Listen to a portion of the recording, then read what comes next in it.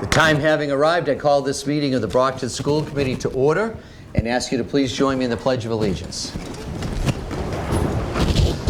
I pledge allegiance to the flag of the United States of America and to the republic for which it stands, one nation, under God, indivisible, with liberty and justice for all. Thank you.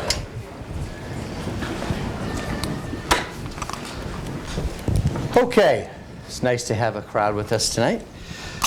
We start off each school committee meeting with hearing of visitors. That's an opportunity for members of the public to come in and speak directly with the school committee and the superintendent and myself.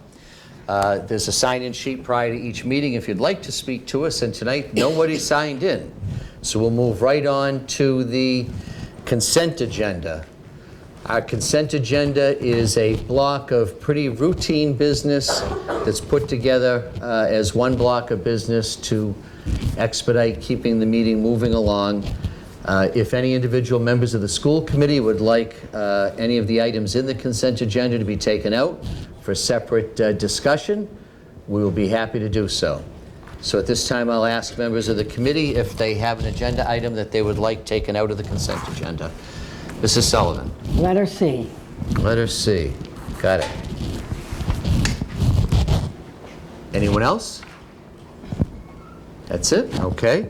So I'll entertain a motion on adopting the consent agenda minus item C. Motion to accept consent agenda. Second. Without item C. Without item C. Yep. Motion's been made, properly seconded. All in favor?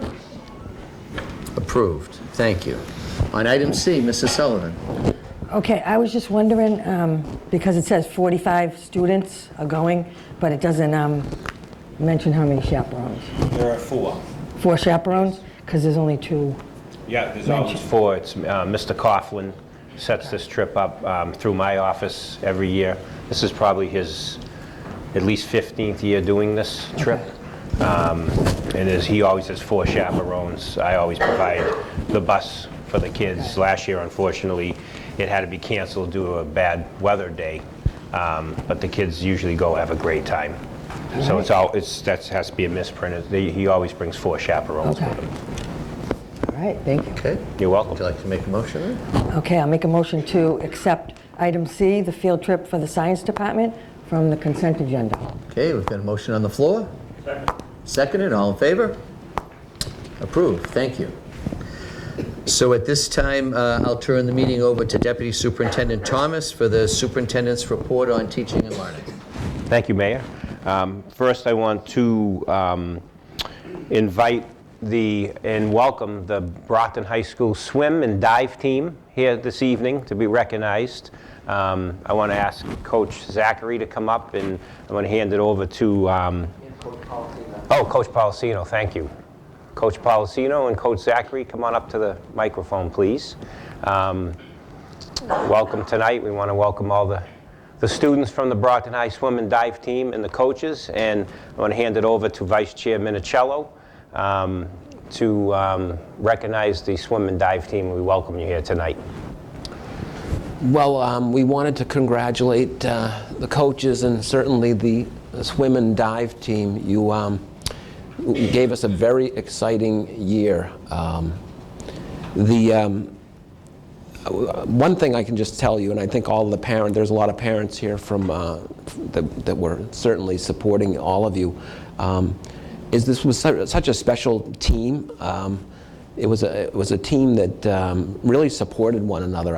When you guys are in the middle of a meet, I don't know if you realize this, but it doesn't matter if your teammate is coming in first or your teammate's coming in last. You guys support each other so much. It's really nice to watch. It's really special. And this year I was so happy, as I'm sure the parents were and the coaches, and you should be so proud of yourselves to basically win the Big Three. There was a very, I guess, a bit of a drought, right, with respect to us winning the Big Three. The Big Three is the competition between Durfee, which is Fall River, New Bedford, and Brockton. So coaches, how many years has it been since we did so well? For the girls, it's been, I think it was my first year coaching, which was 2007, was the last time we won a Big Three championship. For the boys, we don't know exactly. It's somewhere between 1998 and 2002. Yeah, so I between mean, there. so that's what's so special about this year as well. You guys won it together, boys and girls together. So it was really something to watch. I mean, you won the conference, and then you won the championship, which was even sweeter. And we basically did it in New Bedford's hometown, you know. So that was that was incredible, because I think they were a bit surprised, and we were all very proud of you. The quality of the diving is incredible. The mayor was kidding around and basically said, well, Mr. Minicello, when he dives, it basically provides the kids with self-esteem and self-respect, because you know, anything after Mr. Minicello's dive is better, is going to be better. You know, it's like a rock. Yeah, really. So, but you know, the diving quality was incredible. You could see from the beginning of the year to the end of the year, I mean, the improvement with regard to the diving, and also the same thing with regard to speed and swimming. I mean, from the beginning of the year, you guys, to the end of the year, you really came a long way. You came, you know, you really came together, and again, the way you supported one another at the very. I mean, you guys were in the heat of the moment, but at the end of the championship, when it was announced that the girls won, I mean, you guys were so, you know, happy and jubilant. But then, you know, shortly thereafter, when you guys knew that the boys won as well, it was like, you know, I've got it on video, it was like all pandemonia, you know. It was really cool to watch. And, I mean, we're really proud of you. You know, you're a great group of kids. Always remember that, you know, supporting one another and improving over time really shows the character that you all possess. This was certainly a special group. I'm sure next year the group of kids that will be there will do just as well, but it was a pleasure to watch all of you this year. You guys really accomplished a great thing, so congratulations.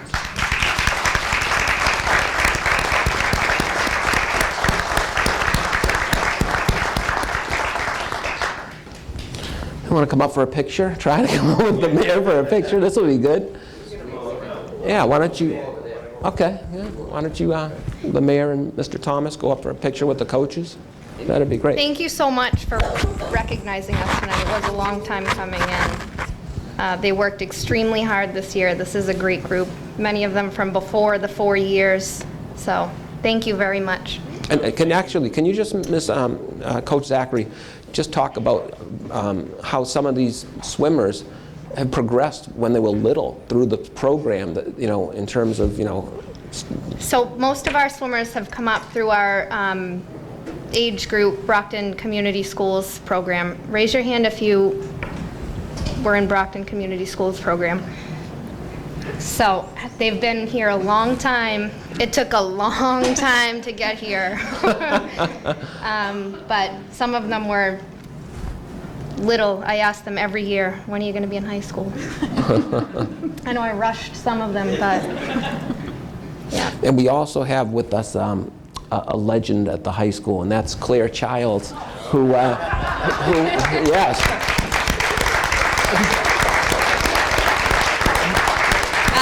I'll tell you, we would never get through a swim meet without Miss Child, ever.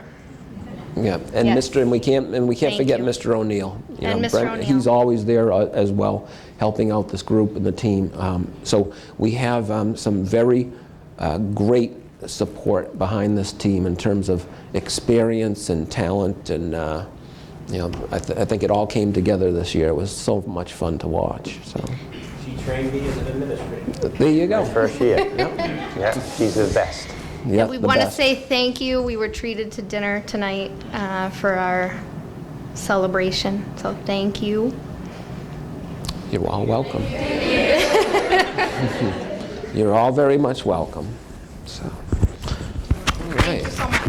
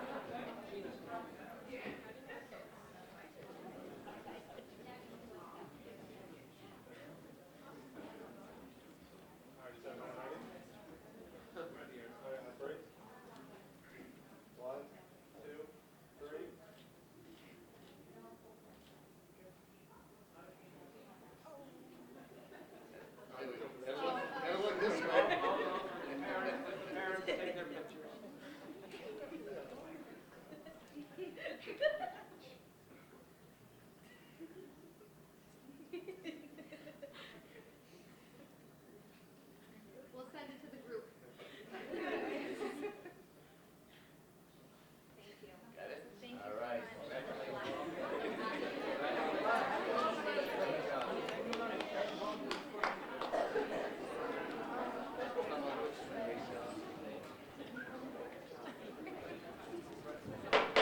Take a quick 2-minute recess, okay? 2-minute recess.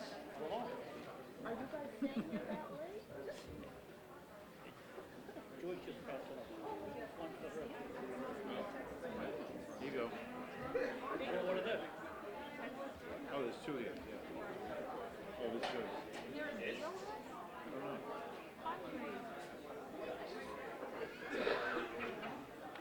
I have a gift card. You get to use it.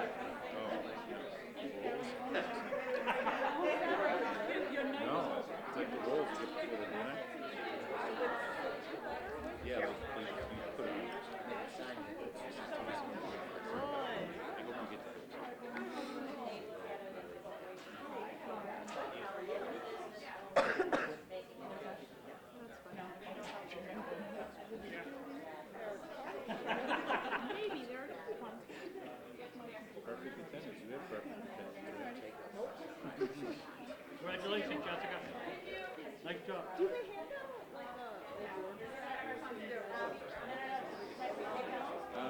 I think we do. How are you? Very good.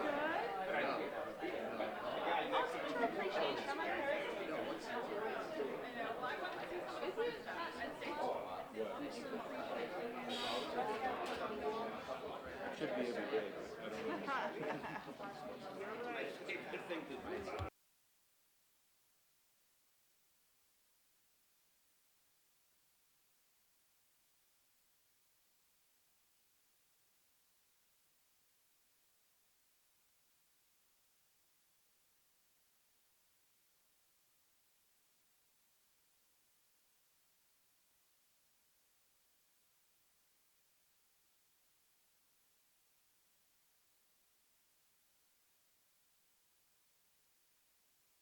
Meeting is back in session. So, Mr. Thomas, you're still up. Next, I want to bring up the Brockton, Texas Roadhouse. I want to bring up Matt Frone and Candy Keith Fay from the Texas Roadhouse. And we want to recognize them for their ongoing support always of the Brockton Public Schools and so many of the other PTAs and parent groups that work with them so closely. They're always a big supporter of the school system, local PACs, so we welcome them here tonight. I'm going to hand it over to school committee member Joyce Asak, who brought this forward, and we welcome you here tonight. Thanks for being with us. Welcome. So I thought it was about time we finally brought you guys before the school committee to acknowledge what you've been doing for some of our schools and some of our staff and teachers. I have a couple of messages that were sent to me. One of them is from Michelle Bolton, our communications director, and Jane Ferroli, our parent engagement specialist. She's also on the superintendent's Red Apple Awards. who is also in charge of the parent engagement programs. Matt and Kathy have been so generous with both programs, giving us free dinners and other gifts for teachers and parents for the schools. So thank you for always acknowledging anytime we reach out and ask for donations of some sorts, for thinking of us and helping us try to acknowledge our teachers, our parents, and the staff when we have events, and we want to thank them. Now this is near and dear to my heart, my Brookfield PTO. So I had one of the PTO members prepare a little message for you, and this is coming from our Brookfield PTO. The Brookfield PTO would like to extend our sincere appreciation for Matt and Candy at the Texas Roadhouse in Brockton. For all they do for our community, they have generously offered vouchers and coupons to celebrate every accomplishment that our students have achieved. Their support shows our students that members of our wider community recognize how hard they are working in school. They also provide the same level of support to our staff and teachers. Anytime we tell them about a staff member who has gone above and beyond for our students, they joyously share in recognizing them.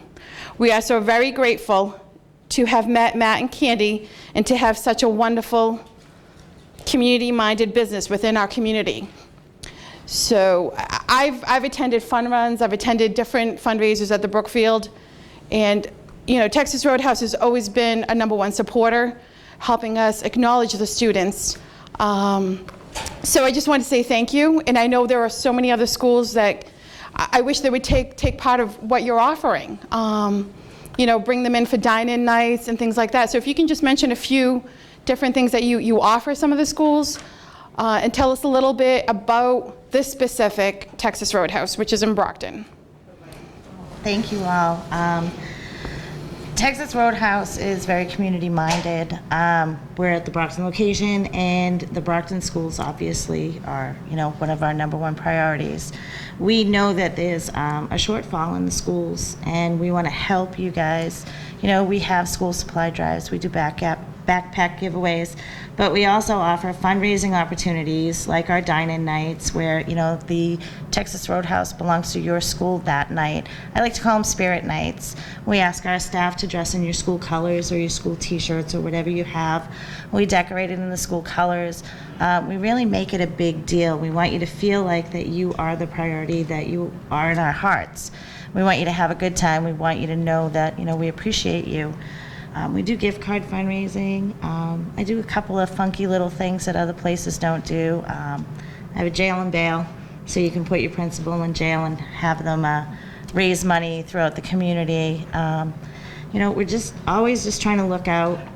We do certificates for student recognition, teacher recognition, staff recognition. Bookmarks. Reading is so important, so we have bookmarks. And, you know, we just want to help. That's all we want, is we want to reach out and help our community in every way possible. One thing I just want to say is appreciate y'all inviting us here tonight. One of the big things is Candy touched on it. This is our community.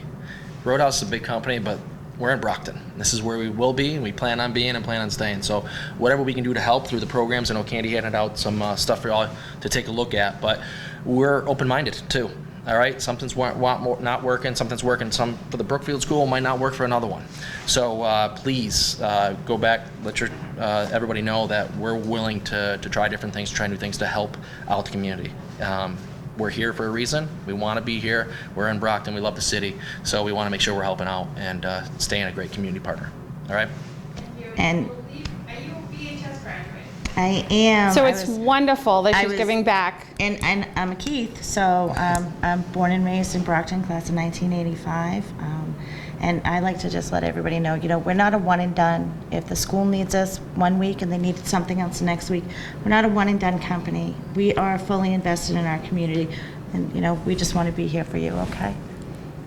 So if you can all reach out to your PTOs, PTAs, and see if we can somehow, this is free as far as bringing attention to our different schools to help us get some money in for different programs that they might have going on. But to reach out to Kathy and to Matt, and thank you. And I think the one thing that I really Candy. it's okay. One thing that I want to say, I know that with the parents and with everybody, fundraising becomes very overwhelming. And I think Joyce can attest to the fact, and the Brookfield PTO is, I make it easy. I really do all of the work for you. We incur the cost for the flyers. We take care of these things for you.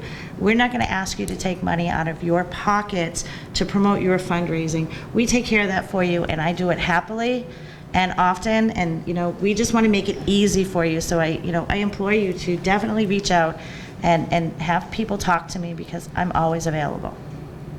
Thank you. Thank you. Thank you so much for having us. Thank you. Oh, you forgot the sliders. Pork sliders.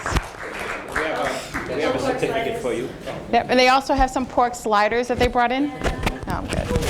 No, I can. Oh, my back's. Okay, we'll put you guys in the middle. So we have a certificate of recognition for the Roadhouse from both the city and the school department. And it reads, Certificate of Recognition to the Texas Roadhouse Brockton, and thanks for the generous support of managing partner Matt Frome and store marketer Candy Keith Fay, community partners who routinely go above and beyond to support the Brockton Public Schools staff, students, and family. And this is co-signed both by Superintendent Smith and myself. And it's a pleasure to present this to you. Thank you very much. All right, there we go.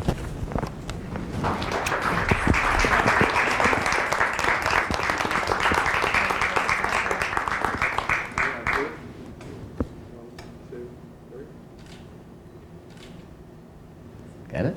All right. Thank you very much. Thank you, guys. Thank you.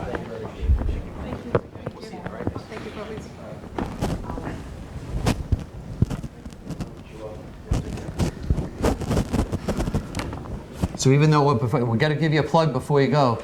So next Monday night, the Brockton firefighters have got a fundraiser at the Roadhouse to benefit the Historical Society of the Fire Museum, the 12th. Okay? See you later. See, he finally came up with something I know something about, Texas Roadhouse. Only took us 8 years, yeah. Go right ahead, Mr. Chavez. All right, thank you. Next, we'll go to our student representative report, Shama Arace. So if you can give us an update what's going on at Brockton High and anything else in the district. Definitely, I would love to. So what's coming up in the drama department is a semi-final drama festival, which should happen next week, I believe.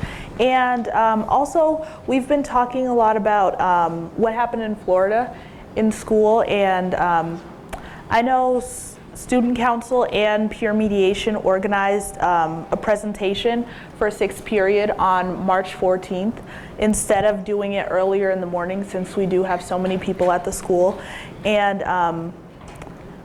I know that that's being organized, but something about it is the person who's organizing it wants to get all the club members or a representative of all the club members to come together and say that this is a really important cause that we all have to look at, and students that may not support the cause, they can stay in the cafeteria, I believe, but everyone can come together.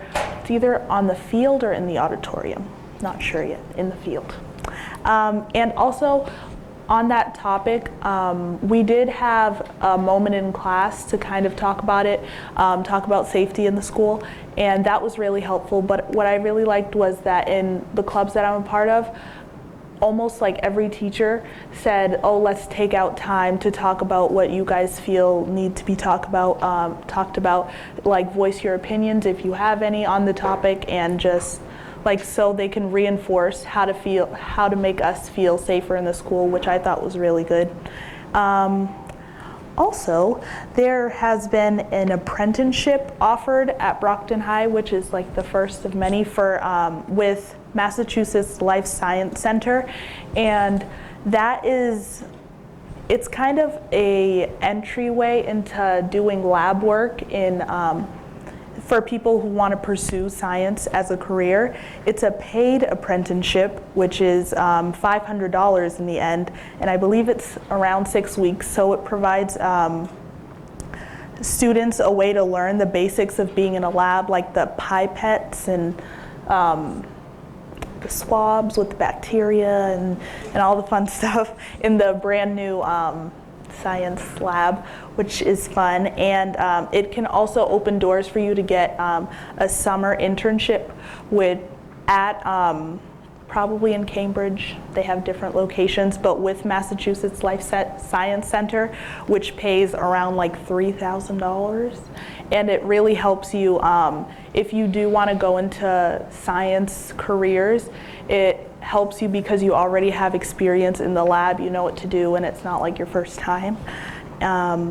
Also, March 19th is when summer tryouts are going to begin, so excited for that. And I'm pretty sure, oh, spring, not summer. My head's all the way. I know. And on the topic of sports, boys basketball team semifinals happening right now, or in a couple minutes. So excited for that. Basically. Yeah. Yep. That's all. That's it? Yep. Thank you. You're welcome. Thanks so much. Next, I want to bring up for our first presentation, I want to bring up the coordinator of the Adult Learning Center, Kathy Quinn. She'll come up and she'll introduce her team. The executive team had the pleasure of visiting the Adult Learning Center last week to see the wonderful things that are going on there.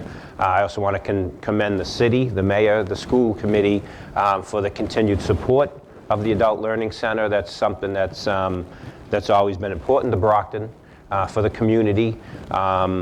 And we visited I think it was last Wednesday, and it was great walking around and introducing, meeting the students, meeting the teachers, and there's some really great things going on there. So I invite everybody, when you get an opportunity, to take a moment to go over to the Adult Learning Center and visit. So Kathy, we'll hand it over to you, and then we'll get out of your way so you can make your presentation. Thank you. Good evening, everyone. I'm Kathy Quinn, and I'm the coordinator of the Adult Learning Center. I'm here with Noreen Giugio, who's the assistant coordinator, and Kelly Young, who is our technology coordinator. So we can say thank you very much to Kelly for putting this presentation together for us tonight. So we appreciate the opportunity to be here.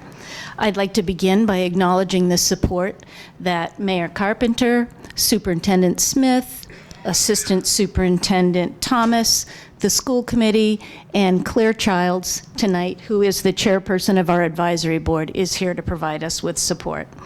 As I look around, I know that many of you have attended our award ceremonies and shaken the hands of our excited graduates and listened to their stories of survival and success. Your presence demonstrates the understanding that hard work and commitment are necessary to graduate while working full-time, attending school, raising a family, etc. I would like to recognize the Brockton Public Schools executive team who came to visit us last week. Their support has been key as the Adult Learning Center has grown to become one of the largest and most well-respected providers of adult education in the state of Massachusetts. Our plan tonight is to give you a quick overview of the Adult Learning Center and help you understand the educational value, the economic value, and the social value that we bring to the community. Since 1972, the center's provided adult education to those who want a GED or a HiSET, as well as those who want to improve their English language skills. Over the years, we've expanded our classes to include citizenship, pre-K classes, family learning classes, English for employment, certificate programs such as OSHA, ServSafe, and CPR, and also distance learning. And I'm going to take a moment to just explain this chart to you. Last week, when the executive team was there, we presented this to them, and they said it gave them a really good feeling for what we do at the Learning Center, and they suggested we go over it quickly with you tonight.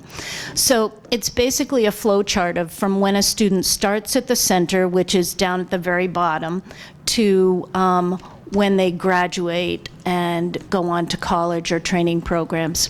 So students essentially come into the program, acquire about the services, and they're given a date for an assessment. Then they take a placement test, and then they are put on our waiting list.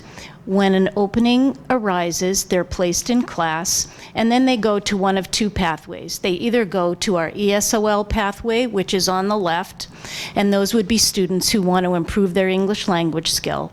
After they take the initial placement test, they're placed in either a beginning, an intermediate, or an advanced ESOL class. If they come to us with a high school equivalency degree from their own country, then they would leave our program and go on to community college or a certificate program. If they finish the advanced ESOL class but don't have a high school diploma from their country of origin, then we welcome them over into the right side of the chart, which is the HiSET chart. And again, they would come in and be placed at either a beginning, a pre-HiSET, or a HiSET level. Once they achieve their high school equivalency degree, they would then go on to community college, further employment, or training or certificate programs. Right now, we have about 474 students at the Learning Center. They come in the morning and in the evening. Among the population we serve, the reputation of the Adult Learning Center is such that we have a waiting list of over 700 students at the moment. So we are extremely fortunate to have 29 highly qualified teachers who work at the Learning Center. We have 6 full-time, 1 half-time, and 22 hourly teachers. They're all licensed by the Department of Education, and many have advanced degrees in their discipline. Several of our hourly teachers are full-time Brockton Public Schools teachers during the day who choose to work with us 2 nights a week. We have former principals and department heads from Brockton who have decided to join our team as well. This close association that we have with the Brockton Public Schools enables us to serve the community of learners in Brockton in a variety of ways, including research has shown that the best indicator of a child's success in school is the education level of his or her parents. We teach the parents of over 700 Brockton Public Schools students, and you know when you teach a parent, you teach a child. As part of our collaboration this year with K through 12, we are going to be teaching the parents how to use the Brockton Public Schools online portal so they'll be able to check their children's attendance, grades, etc. And our hope in doing this is that they'll become more involved in their children's education, and they'll also increase their digital literacy skills, which we know are essential if they're going to go on to college, or even if you're going to apply for a job nowadays. It's all done online. Our curriculum is the College and Career Readiness Standards for Adult Education, and they are a verbatim subset of the Massachusetts K through 12 curriculum framework. Our parents and children are learning from the same set of curriculum standards. Professional development is at the heart of our ability to provide our students with the tools to become productive and contributing members of society. And so, like all Brockton Public School teachers, teachers at the Adult Learning Center participate in professional development offered through the schools and through nearby educational institutions. And they're also evaluated using Baseline Edge. And this helps to ensure the integrity of our program and our teachers. Thanks to the support of the Brockton Public Schools, we are a highly valued partner of Adult and Community Learning Services. We have one of only 5 family learning programs in the state of Massachusetts.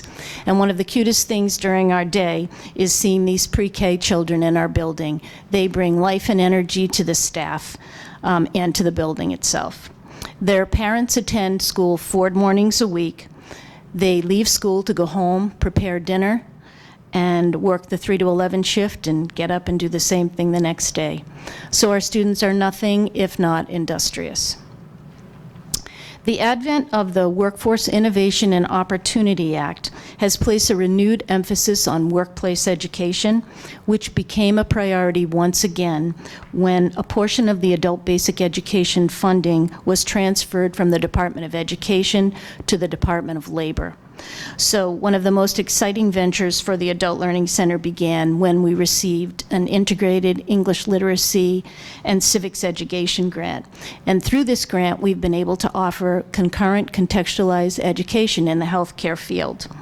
We've partnered with local businesses, including Associated Home Care, the Academy for Healthcare Training, Bay Point Nursing Home, Brockton Area Workforce Investment Board, and our One Stop Career Center.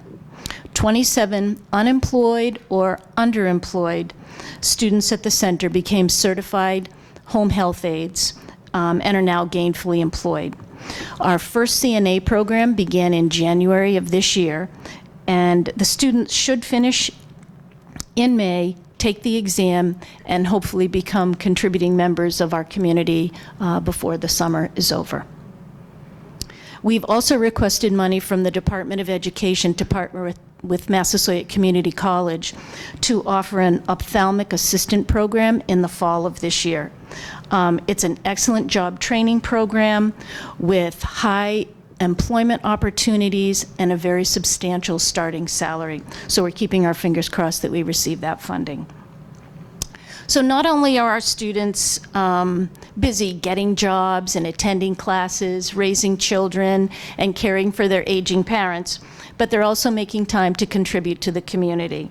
Each year, the Adult Learning Center staff and students spend an entire day cleaning the inside and the outside of the Payne School. Even the pre-K children help by planting bulbs around the trees out front and around the garden. Kem Thompson supplies his ground crew and the tools, and the Adult Learning Center provides the labor. During the cleanup day in 2016, we celebrated the 100th anniversary of the George S. Payne School, and Mayor Carpenter issued an official proclamation declaring May 23rd Adult Learning Center Day.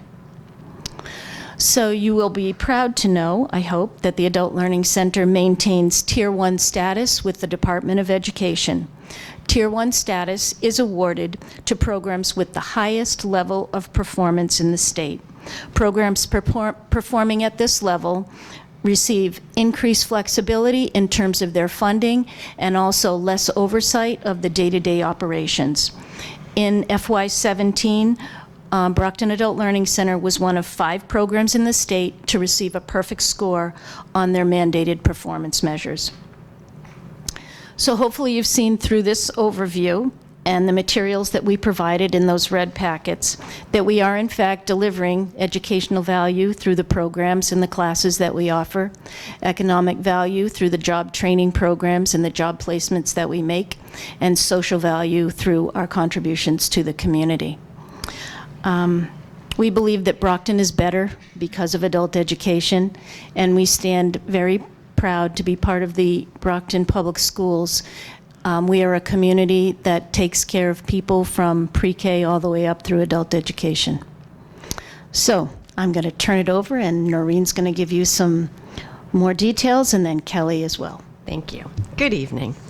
One of the important parts of the Adult Learning Center is parent involvement, and as Kathy mentioned, the Adult Learning Center is a perfect example of that. The children go to the BPS preschool on site. There is a BPS pre-K curriculum and teacher, and the parents have their regular academic classes, but we also participate in parent and child activities together at least 2 or 3 times a month. In addition, we have other programs that the parents use. We partner with the Raising a Reader program, where the parents bring home book bags every week with age-appropriate books, share those with the preschool children and the rest of the family. We also are very lucky to work with the CFCE, the Coordinated Family and Community Engagement Joni Block's program. She gives us wonderful additional programs. For example, she provides STEM workshops for our families and children. She facilitated a field trip to the Easton Children's Museum and provided workshops this month on understanding your child's behavior. The Head Start that these 3- and 4-year-olds get has had very positive outcomes. A couple of examples of that is, I like to think of the family learning program almost like the legacy school, like Milton Academy or BB&N, because I have parents that come to me when they're pregnant, and my waiting list has pregnant women on it and women with 1-year-olds that want to be on the list because when their child turns 3, they want to be in that program. I anecdotally ran into one of my preschool children who's now in 5th grade at the Plouffe across the street, and she said, "Miss Noreen, you know who's in my class?" And she ran through all these kids in the TAG program with her that were our children. So we're really happy about that.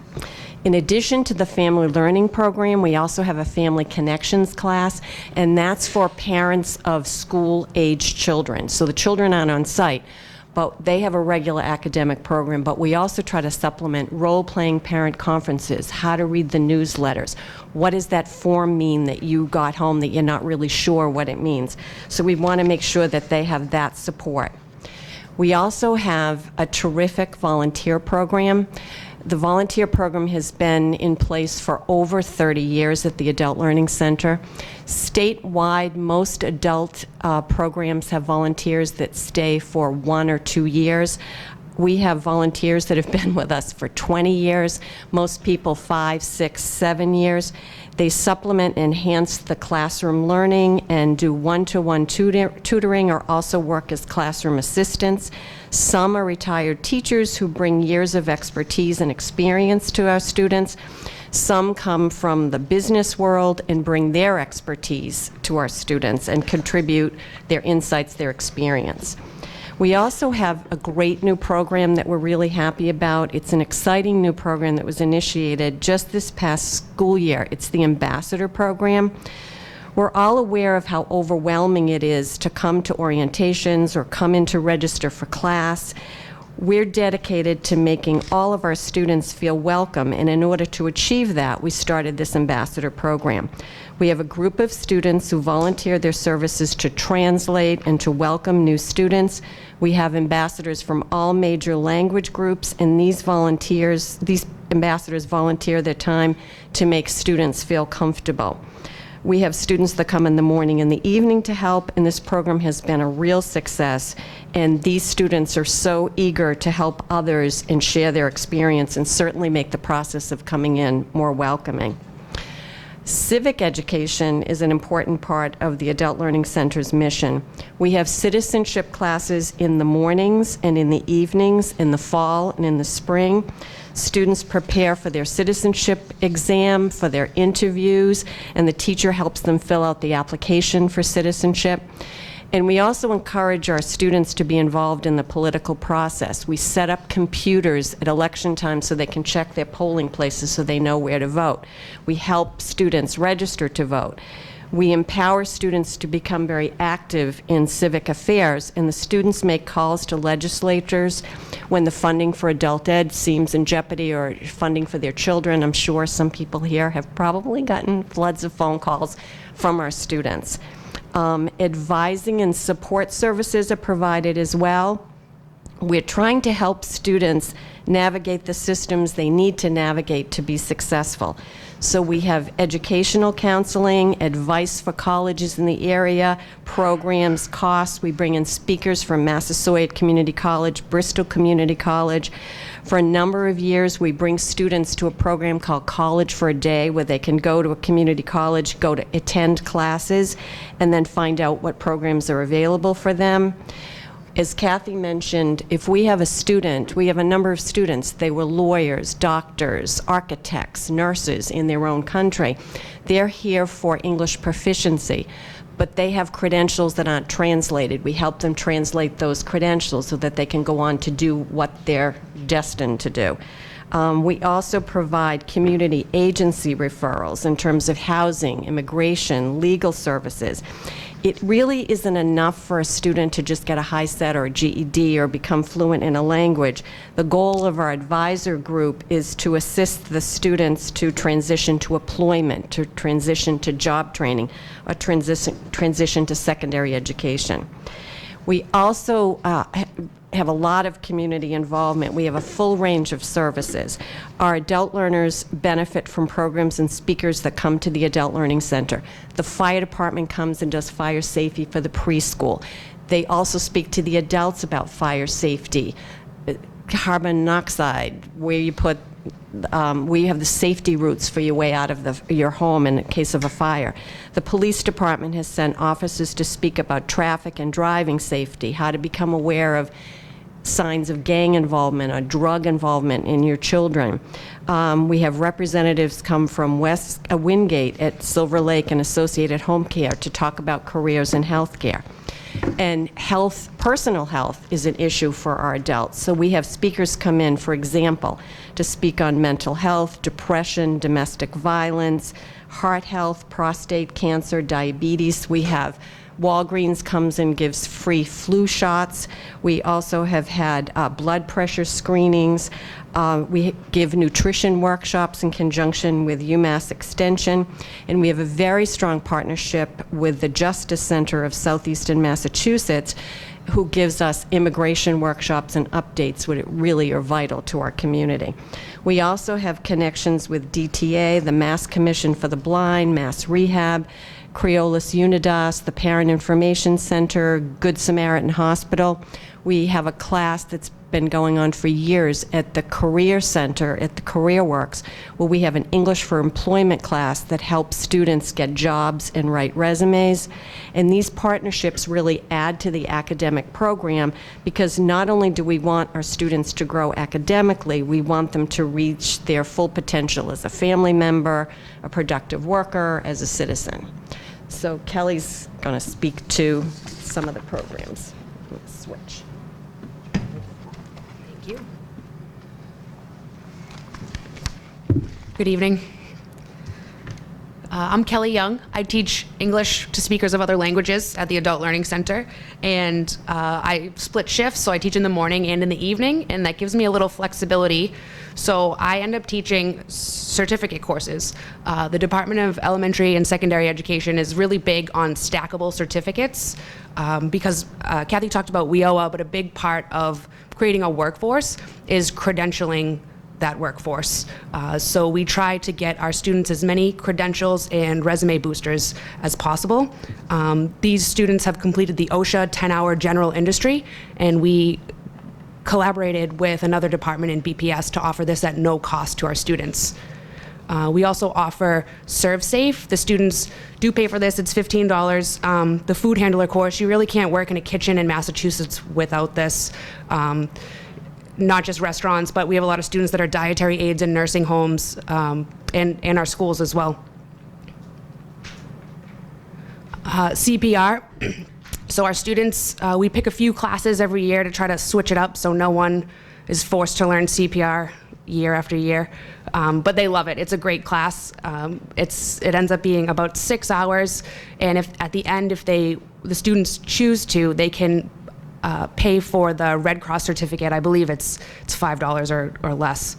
And it's a great hands-on course. I'd feel pretty safe if one of my students, if I was in a situation where I needed CPR, I'd trust these students to take care of me.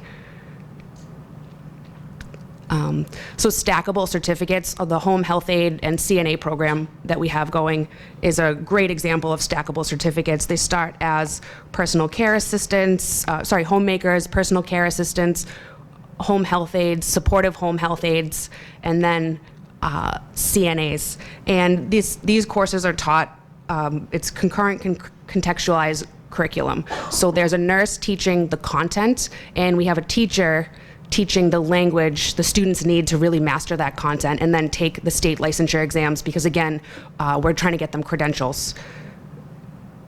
The BAWEB, their local plan, healthcare jobs are the #1 priority in the local plan, up there with finance and manufacturing. So technology, one of my hats is the technology coordinator. I started at the Adult Learning Center 3 years ago, and it looked kind of like this. You know, we just switched from overhead projectors. We had stacks of them in the basement. We were switching to document cameras, but people were scared of them. So we had a lot of professional development on that, and now the teachers and students can't get enough. This is Al. This is one of our 25-year veteran volunteers, and he's fantastic. If you ever need a newspaper with the moon landing or the Red Sox winning the World Series, he's your guy. So we had about, at this 3 years ago when I started, we had about 16 teacher stations, not including offices, just in classrooms, and 53 student devices, and maybe two or so printers that the students could really use. Now we have same number of teacher stations, but we have 154 student devices. So we're at a 1-to-1 ratio for student to device every class period except for Monday mornings, and we're so close. But you'll notice, this is Joanne, a retired BPS teacher. She's got her technology cart. This is a document camera and a projector, and so she can project this document or what's on this computer screen over on the corner. And it's really seamless. It's great. These document cameras, they move all around. You can do 3D objects, zoom in. I think it's 12 times zoom. We're really fortunate. I can't say enough good things about the tech services department. These students, they're just in class using their tablets. Last year, 4 teachers were chosen by Sabase, which is the organization that runs professional development in adult ed, and there was a technology coordinators coaching program pilot. So as the technology coordinator for the Adult Learning Center, I worked with one of our teachers, Dr. Jody Price. She's the ALC's curriculum coordinator. And I worked with her to put technology objectives in at least one lesson plan in every unit so that she could share that. And it's really, really taken off. So you'll see here, if we came to this meeting with a poster, you guys probably wouldn't think we were that great. So we're trying to get the students to do the same thing, start presentations. You see the poster of Chagas disease is now a PowerPoint of Chagas disease, and much more professional. You can't, you're not college or career ready if you can't open emails or make a PowerPoint, even get in a webinar. You're not gonna progress as far as you can if you don't have those tech skills. And we loosely follow the K through 12 technology standards for the state of Massachusetts. So the HiSET exam is a computer-based test, and we like test data to a certain extent. There's a lot that we can learn from it. So these students are taking it's called Rapid. It's through Lexia. They use it in the elementary schools. And practicing a computer-based test where it's low stakes, it's just information for the Adult Learning Center teachers. There's nothing really riding on it. They didn't pay a ton of money to take this test. It's not a high school credential. They can practice clicking, dragging, adjusting the volume, how do these headphones fit? Because every computer, it's like when you get in someone's car, where are the headlights? If you have those base skills, you can do it. So this gentleman here, you can see he's dual devicing. He's got a cell phone and a tablet. And we encourage this at the Adult Learning Center. There's a study by the Pew Research Center. 19% of Americans are smartphone dependent, meaning their only source of internet is their smartphone, their data plan. And low-income and minority Americans are much more likely to be one of that 19% of all Americans. Just to give you a quick point of reference, households that make $30,000 or less annually, 35% of those households are smartphone dependent, whereas at $75,000 a year in the household annually, 1% is, and maybe even less than that, are dependent on their smartphones for internet. And so our students, because they're smartphone dependent, they're 4 times more likely to apply for a job on their phone, access healthcare, banking, finding homes, government services, and take online classes than people in different demographics. So Facebook. I advertise for our classes on Facebook, and if you saw some of your pictures in this PowerPoint, you can go on Facebook and take them because they're all on Facebook, all those award ceremonies and all that. So the HiSET course, we're always looking for students in our beginner HiSET courses.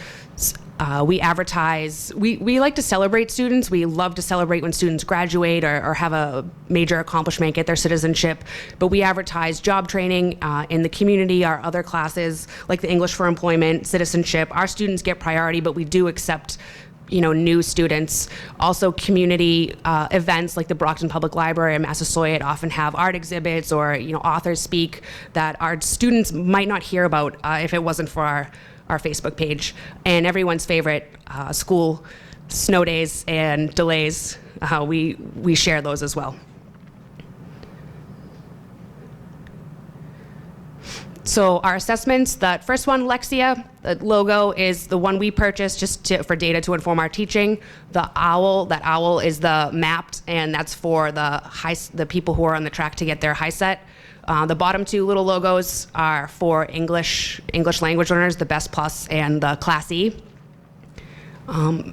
And so on that tier 1 chart that Kathy showed you, there was a row that said learner gains. These are the assessments. Those bottom, these three are the ones that determine if we're making learner gains. They're not used in the rest of the district. Just want you to be familiar with them. And then we have our entrance assessment. So this page is a bunch of numbers, but what it shows is we have a long waiting list. In the high set, people trying to get their high sets, we have more people on the higher reading level, and in the ESOL track, we have more people in the beginner level. We've been seeing an influx of students who have been here 1, 2, 3 months looking for school, but you can see at the bottom left, laser's not really working, we have 731 students on the waiting list and 427 currently in class. Thanks, Kathy. Yep. The continuous improvement plan. So every fall, we vote on 3 goals as the teachers for the school. And you can see on the left, there are 3 teachers. Those teachers are planning science curriculum for the AE track. And then you see to the right, there's 2 teachers and some daffodils and tablets, and that's to represent the shift. There's been a shift. We were focusing on curriculum, and now our curriculum is really strong. It's used as examples throughout the state, and we're looking into technology. The teachers are really comfortable with the curriculum, and we're trying to supplement it with all this technology that I have going on at the staff meetings. So on the right, you see Barbara and Denise hopefully putting some technology into their lesson plans that are already really strong as it is. So the teachers this year, we voted on programs and applications that can be used in the class. For example, the Google Suite, Kahoot, Quizlet, Poll Everywhere, Socrative, and those would be like for quizzing, making quizzes more like a game, vocabulary, word bubbles, that sort of thing. Using the tablets, we all have these new tablets with Windows 10, and there's a bit of a learning curve going from the different versions of Windows. And then Visions, which tech services did a great PD for us. It's to monitor your class. So if I have a teacher laptop and you all have laptops or desktops, I can see what you're doing. If you're making a mistake, I can take control of the mouse and show you where to point without running around the class and bending over. It's great software. We're really fortunate that BPS shared it with us. Next steps. On the left, we have Stephen and Alfredo doing a FAFSA workshop with one of our ESOL classes. And because if you've ever filled out a FAFSA, it's tough if English is your first language. So Noreen spoke about advising, so I won't go too deep into it, but that's a big piece of it. How do you get up that riser, step to step, but where the Adult Learning Center is sort of the riser and the steps. And we encourage our students to go to transitions. There's a year free tuition at Massasoit Community College if you apply through the transitions program, and then you're accepted into their courses. They're 4 credit unless you take the AccuPlacer and you place into remedial, but it's a great way for our students to get a taste of college and get some credits without breaking the bank. And on the right, we have Ruth. She graduated with her associates in nursing. She's an RN, and we're very proud of her. Okay, so this video, I'm sure you've loved the pictures, but it doesn't do us justice. So we've been taking clips and wrote a script, and we have a short video, and after it, it's how to like us on Facebook. So please do that and stay up to date. So a friend of the Adult Learning Center edited our clip, and this is our little plug. Our students come from Brockton and surrounding communities. At the Adult Learning Center, Students learn, question, collaborate, research, and succeed. They become active lifelong learners who meet their personal, educational, and career goals.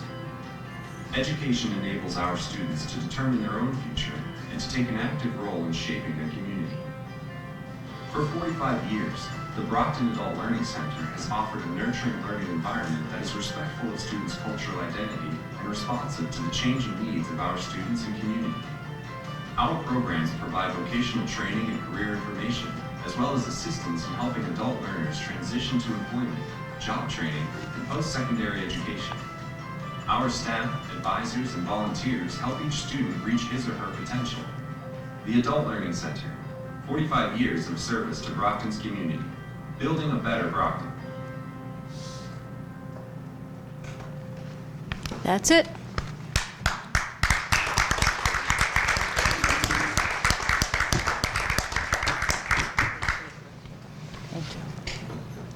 Oh, this.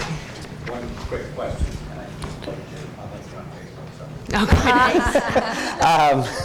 I did want to know, what was the difference between the GED and the HiSET? Oh, that's a really good question.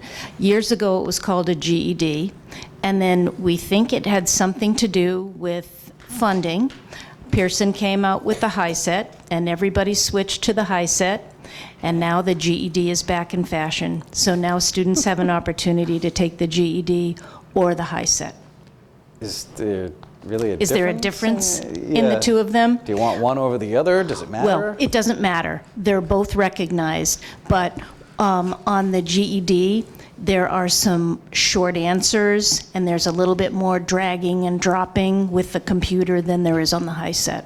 So right now, we've been doing the HiSET for the past 5 or 6 years, and all of our books are geared to that. In the next couple of years, we'll start getting GED books as well so that our students can take their pick. Okay, thank you. You're welcome. Yes. Well, we have over... So it depends on which class a student tests into. If they test into a beginning ESOL class, it could be up to 2 years. If they test into a HiSET class, they'll probably be in within 6 months. The presentation was fabulous. Thank you. Fabulous. Just listening to all three of you, you can tell how much you're committed and you're basically a part of that community. I know I was over there at a couple of the graduations with Mr. Sullivan, and you know, the family environment, especially at graduation time, is really special. And to see the joy and, you know, for the achievement that the graduates are experiencing and their families so excited for them is really beautiful at the end of the year. But you're doing wonderful work over there. I just want to let you know that. It's a true credit to the community. I know the mayor certainly supports you. Understand that, you know, even though you are a valued member of this school community, I think all of us on the school committee recognize that. And Thank you. It really is special to see. And you know, that's the American dream. That's what this community and this country is all about. You know, we are a country of immigrants, and Brockton has been consistent. The only thing that's changed in the city of Brockton is the different countries people are coming from. But we've always been a city of immigrants. So we are very consistent, but you're doing a great job. The people in the building, the volunteers, the teachers, the staff, they all want to be there. And you treat people like family over there. Thank you. So I'm very impressed, and I was very impressed with that presentation. Yeah. We appreciate it. Mr. Sullivan. The 427, is that the max you can have there? What's that? The 427, is that the maximum amount of students you can have there? No. If we had more space and more money, we could have more students. Well, that's what I meant. Because of the space, you're limited to 427? And right now, that's what our money covers.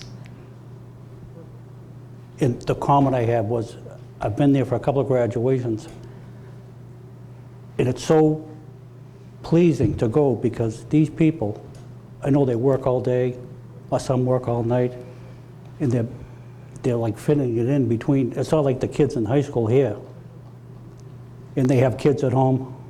You know, they're cooking meals and You're right. trying to work. It really pays off at the end, and I'm so happy to see it. Thank you. And you three do a fabulous job. Great. Thank you. Thank you.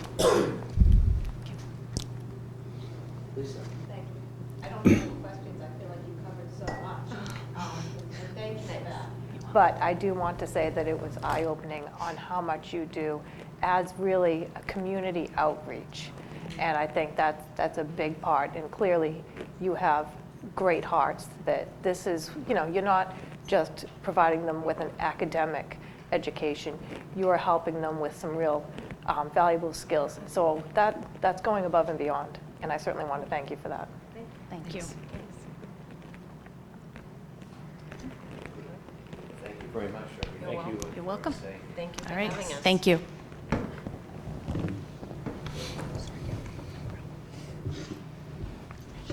Okay, next I want to bring up Lieutenant Donald Mills for our safety and security training.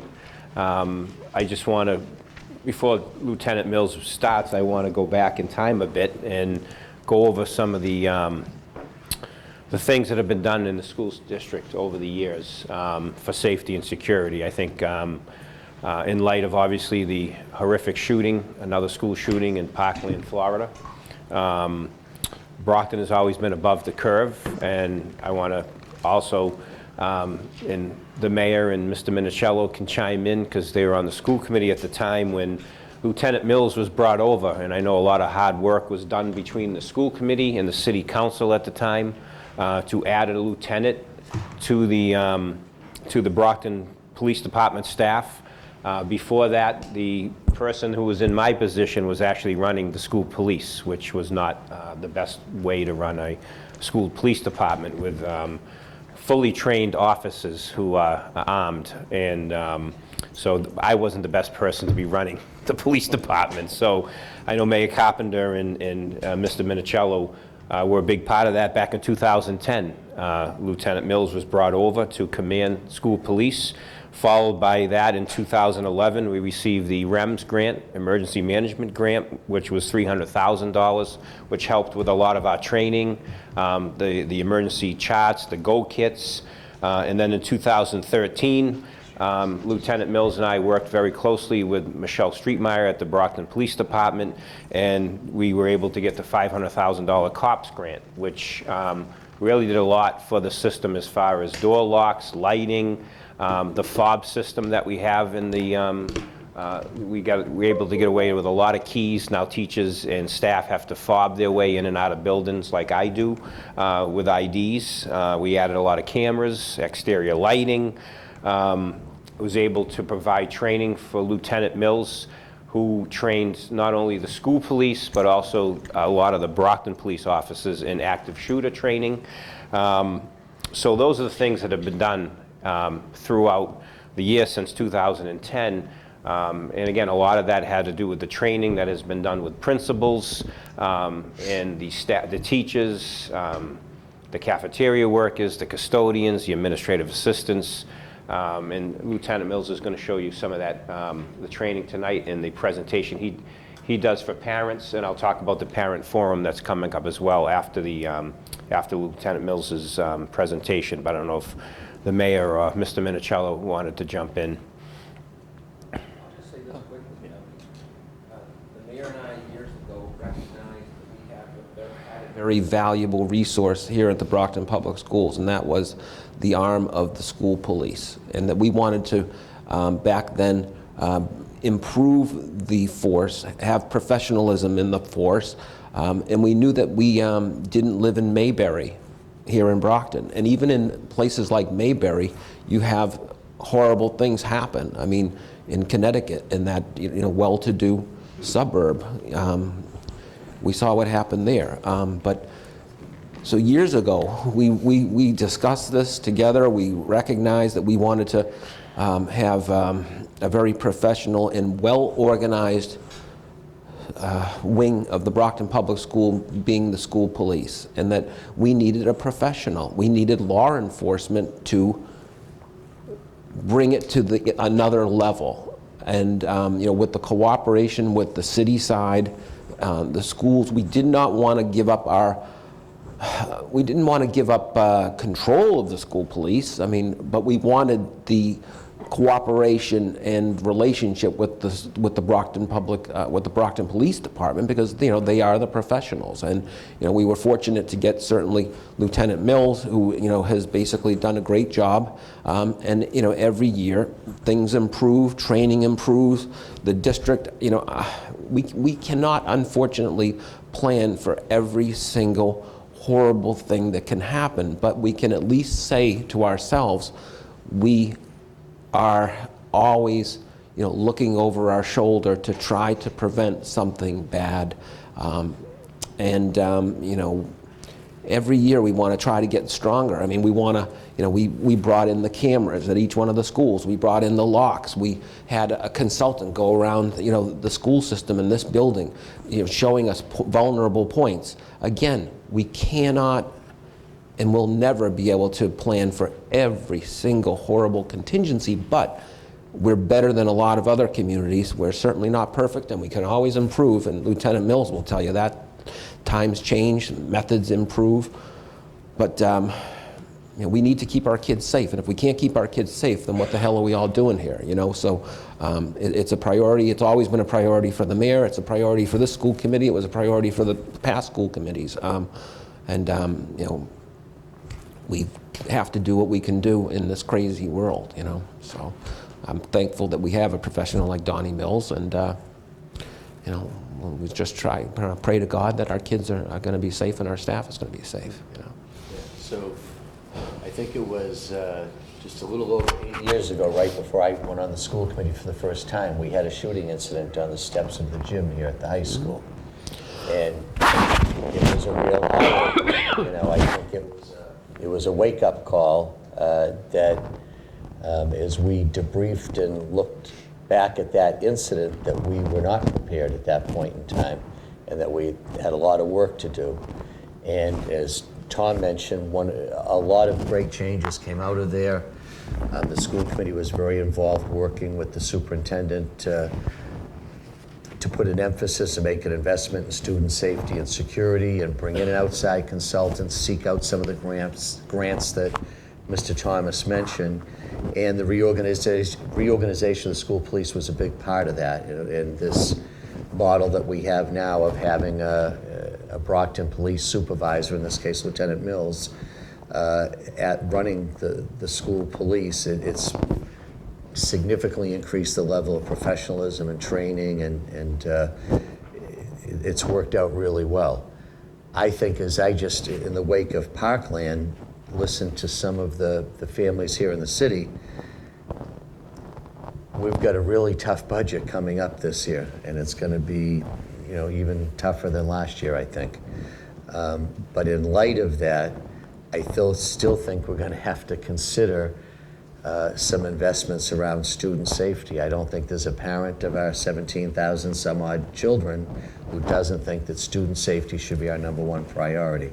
So, I think we're going to have to look at keeping our school police force fully staffed, and maybe considering whether it's even should be staffed at a higher level. Yep. Oh, that's me? That was annoying the heck out of me. I was wondering who was doing that. See, I'm even capable of annoying myself.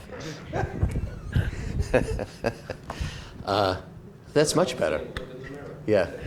So, in the wake of Parkland, we look at school police staffing, but I think, and we're going to have to look at, our staffing of adjustment counselors and what we do in terms of intervention and early intervention, mental health services, and we're really going to have to take a hard look at some of these things and figure out how we're going to pay for them, but we have to look at them. But I think that we went from 8 years ago being a school district that was behind the curve to now in recent years other school districts come here to see what we're doing. I don't think there's a square inch of this high school campus that's not under video surveillance. We're the only community in Massachusetts that has a fully sworn, fully armed professional police department under the school system, on the school grounds, not school resource officers, but an actual school police force. We've integrated school resource officers. We've recently added back a fourth school resource officer. We've been running with 3 for several years now, Lieutenant Mills, and in the wake of Parkland, the chief made the commitment to increase it back to the 4 that we used to have years ago. So, we're going to all work together in determining where we can improve, So, looking forward to Lieutenant Mills's presentation. We'll get out of the way. Thank you. Mr. Mayor, Mr. Thomas, school committee, thank you for having me, and thank you for the kind words. Following those kind words, I feel like I have to say, I hope everyone realizes that any of the improvements that have taken place over the past 8 years most certainly would not have been possible if it wasn't for the cooperation of the school committee, the Brockton Public School staff, and obviously my staff working together. This is certainly not something that we can just drop a bunch of policemen in and think it's all going to be better. It's definitely a team approach, something that has to be tackled and addressed by every member of the school community, from the top administrators right down to the new students coming into a new school. Everyone has to take place. That being said, thank you again for having me. This is the parent forum. It is very quick. It is designed not to be lengthy. I am not in the field of education, but I'm taught to do these. We want to be direct and to the point and not lose anyone in the form of death to PowerPoint. That being said, we'll roll forward. This is designed to talk about critical incidents, intruder protocols, and lockdowns inside public schools.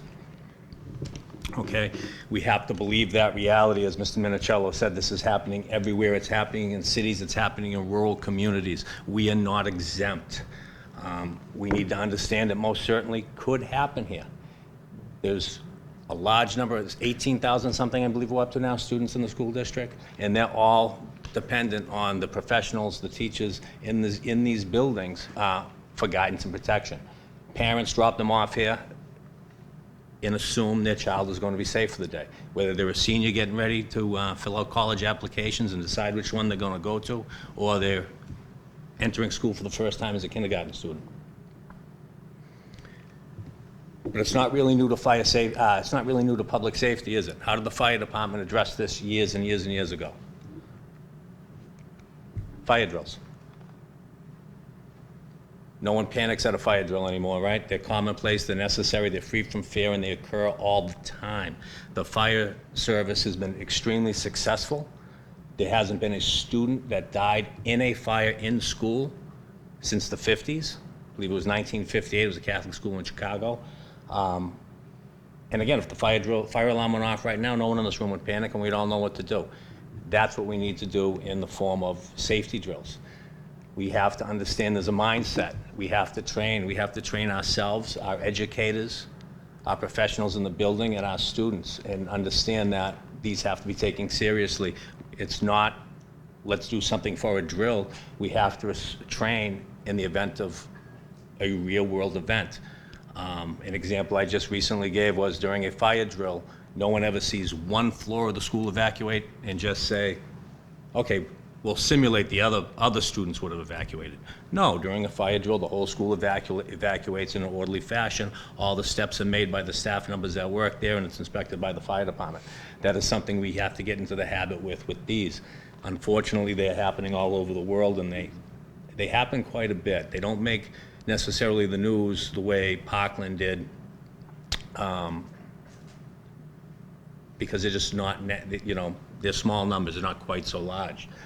Drills, the school is performing these drills, we have to understand why we're drilling. There's several things we want to look at: the school's procedures, the practices of our employees, the hardware in our building, and I'm talking about our doors, the walls, just the structure and the individual readiness. Every single educator in the building that's charged with students in their custody for a period of time has to have an individual readiness. Okay, it's probably the most valuable thing we have, is the individuals that work here, more valuable than the cameras and the locks.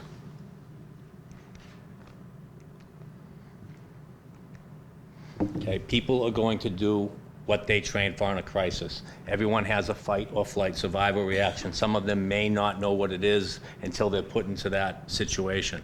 I would like to hope that no one ever has to be put in that situation and find out, but the truth of the matter is, as was already said, we cannot plan for everything. We do not have crystal balls, and we cannot predict the future. Training builds muscle memory. Just like that fire alarm. If it goes off, we don't really stop and think about what to do. It is a muscle memory. If someone pulls out in front of us in a car, without even thinking about it, somehow our foot lands on the brake. It's muscle memory, and we want to create that type of response in an event like these. Okay, understand that we are only covering a baseline plan. We cannot prepare for every single incident or even fathom every single incident. This was really brought apart by the shooting that took place 3 weeks ago tomorrow. But they've been happening forever. The most one that has really struck a nerve, that started basically a reform of how schools respond to these, was 1999 Columbine. And look at all the ones that have happened since then. And there was some before then. They just didn't receive the attention. These have to be baseline plans. They have to be loose. They have to be flexible. We can what-if stuff to death. There's a think on your feet clause. And I'll address really the think in a slide or two. Terminology. When we put this in place a few years ago for us, we sat down, Mr. Thomas and I and a couple other people, and we said, in the event of a crisis, it is certainly not the time to go to a flip chart at the front of the room and start flipping forward and go, okay, what are we supposed to do now? We wanted to keep it simple. We wanted to keep it streamlined. And we felt we could deal with that in basically 2 responses: a lockdown and a stay in place. And I really have to emphasize here that lockdowns for, basically weapon-related violence or intruders in the building, people that don't belong, or people that do belong that have created a violent act. You often hear on the radio or the television how a jewelry store was robbed and the elementary school 3 blocks away was put in lockdown. I certainly hope that wasn't the case and caused any type of panic for those poor parents or those poor children. That was, I'd like to think the news editor just changed it because they knew everybody knows what a lockdown is and maybe not what a stay in place or a shelter in place is. A stay in place or a shelter in place, we just want to stop movement in the building. Keep in mind, your buildings are secure now. All the exterior doors are locked, right? People have to be buzzed in. No one can enter the building freely. But say there was something like that. Say, people that I work with were pursuing somebody in the neighborhood of a school. We might ask that school to go on a stay in place. We just want to stop movement in the building. The doors may be locked, but we know if kids aren't moving around, they won't be enticed to open the door for an adult because they appear at the window when in fact, that's the adult we're looking for.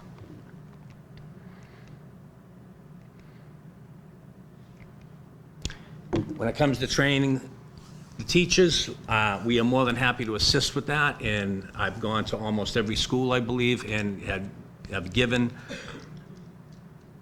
presentations. They've been invited to join us during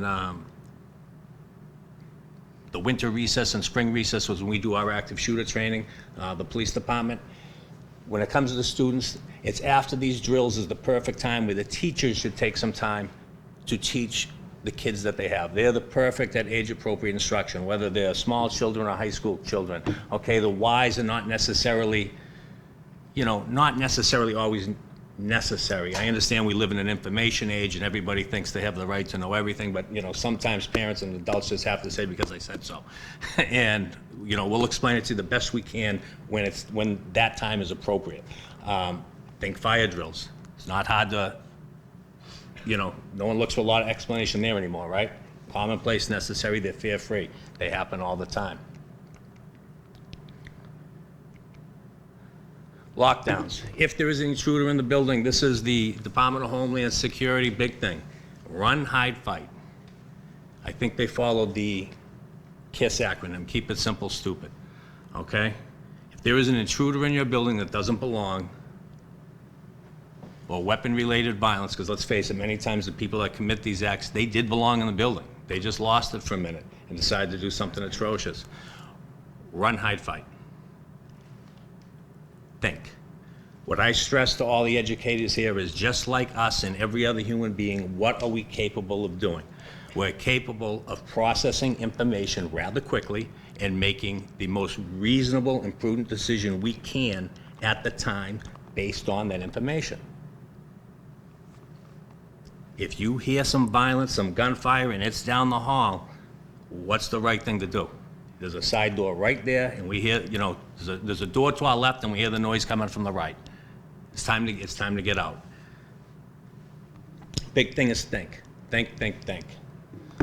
During a stay in place, we just want to stop movement. We're asking our educators to look and listen, take kids from the hallway, even if they don't belong to them, and adopt them for the time being. Lock your door, update your attendance, because we might need to know where students are, depending on how this emergency goes, and keep teaching.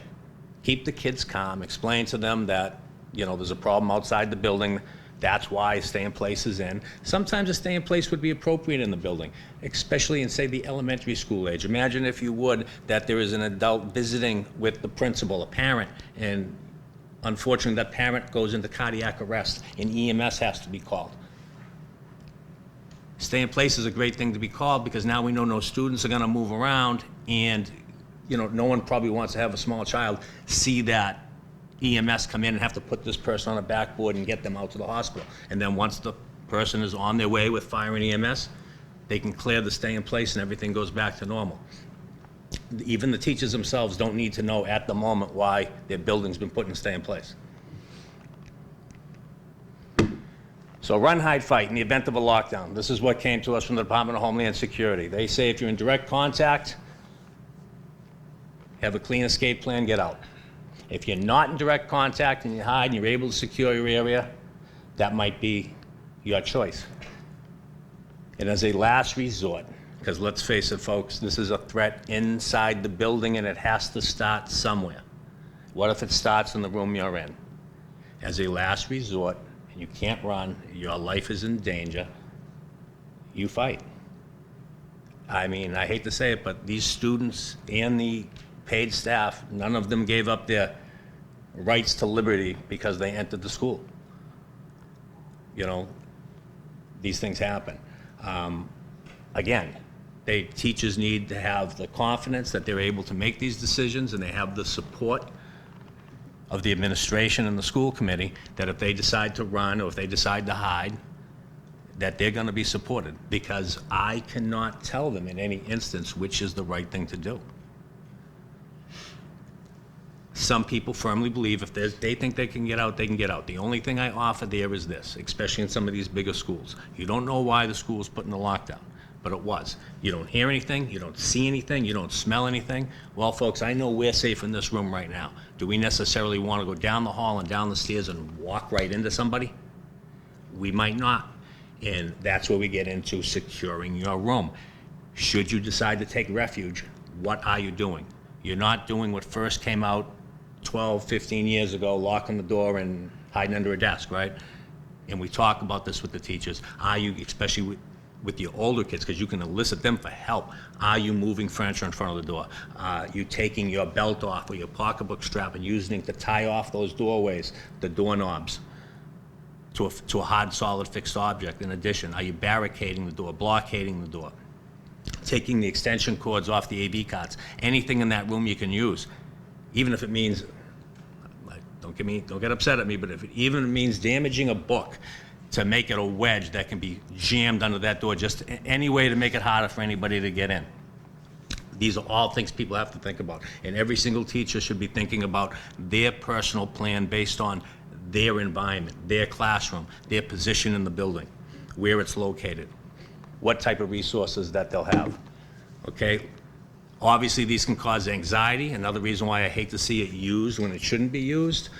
Kids can be typically okay. We ask parents to keep their anxiety and fears to themselves. Their children will obviously feed off their reactions, and if they looked at it positive and don't live in fear, be vigilant. Tell someone if you see something that's doesn't seem right to you. People apologize to me or members of my staff all the time, and we always have the same answer. We much rather look into something that isn't than have to respond to something that is because no one said anything. All right? Kids of all ages can respond and have responded well to this. Have an open mind, be positive, have confidence in the training, have confidence in the school system. They don't need to provide graphic details upon why, and they should support these actions by being cooperative with their school staff, especially at the pickup and drop off, visiting the building. I know sometimes it can be frustrating, you know, signing in. Sometimes you're not the only person looking to visit a teacher. You know, be patient. This day and age, security is at a higher level than it was when we were in school. Parents aren't going to be allowed to walk around these buildings freely and look for their child. It's just not the way it is today. It's sad, but this is the unfortunate reality of the world we live in.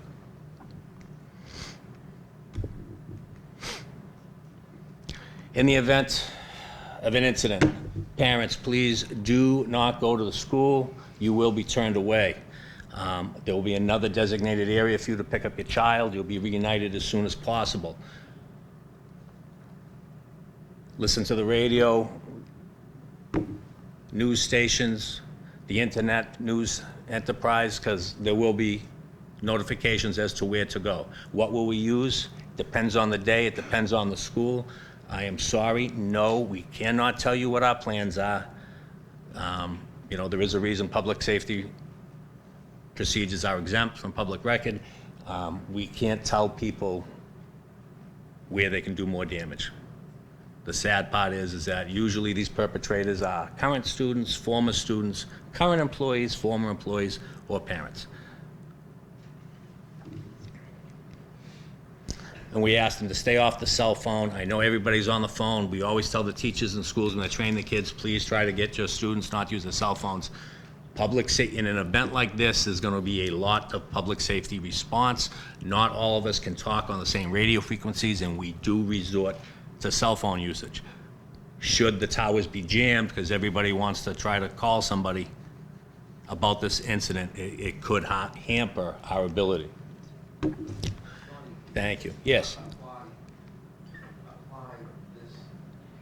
To the real situation that we had when Principal Wolder was the principal here a couple of years ago, when that person from out of state was calling and making threats to a whole bunch of different school systems, Brockton being one of them, because the kids were removed from the school. Yes. As you recall, Shaw's was a big area that the kids had to go to. I mean, so could you just apply that to what we went through? Well, in that instance, that wasn't a threat inside the building of ongoing violence. Okay, that was a called-in threat. A determination was made the building should be evacuated, so it was evacuated.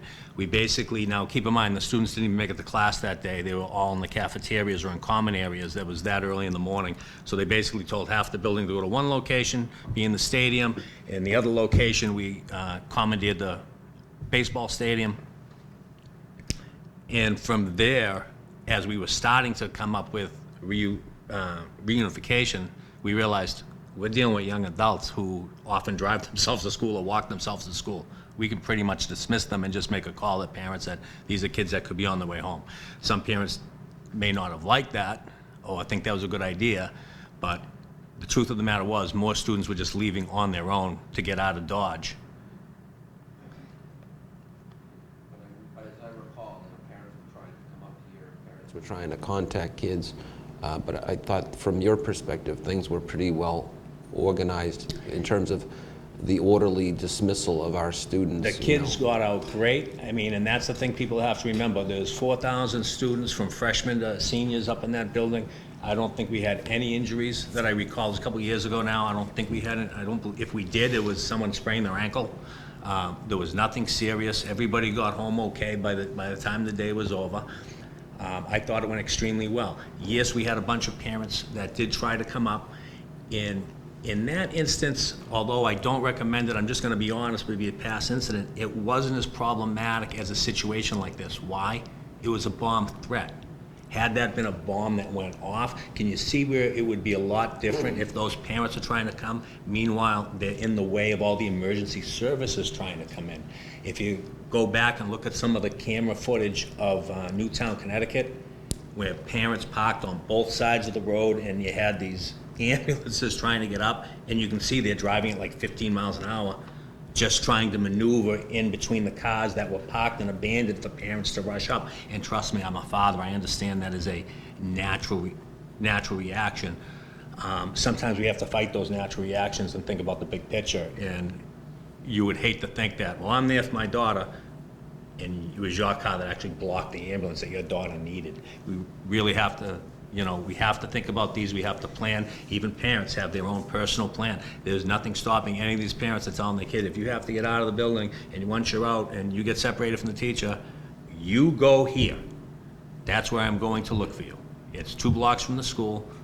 If the cell phone towers don't work and I can't even call you, I'm going to come to this location to look for you. But it was a very scary time for, certainly lots of parents who were nervous for their kids. I mean, we had the forum over at South, yes, where you addressed, parents in terms of explaining to them why certain procedures were followed. And, of course, parents at the time were naturally concerned and upset that they couldn't, get access to the school right away, and you took the time to explain to them and go through the process of, why, just as you just said. Again, a different set of circumstances than what just happened, but planning and organization, helped to make that, an unfortunate experience, but a learning experience to improve on. And I thought that it was, overall, it was pretty well done. I mean, could you just tell the public how, you basically learn from that, and then there's debriefings on the whole process of what went on? I mean, after that, there were plenty of meetings about, how it was handled and what to do. Plenty of meetings, plenty of conversation. Nothing is ever going to beat a learning experience of a real event. As much as none of us want a real event to occur, there's no better learning experience than a real event, because that's when it really, you can see what really took place, and then you can start to look at, you'll hear these recommendations, there's a recommendation going out there, well, there should be somebody over the PA giving instruction, it sounds great until you're in a real world event and there's gunfire being done and you can't communicate with another officer the length of a patrol car because of the noise. And you realize, now imagine the idea of actually trying to communicate calmly to other people. Live events give you a good idea. In that instance, that worked. We had 2 locations that we could use that were close by. Weather certainly cooperated. Presentation, excellent. Yeah, oh. Yes.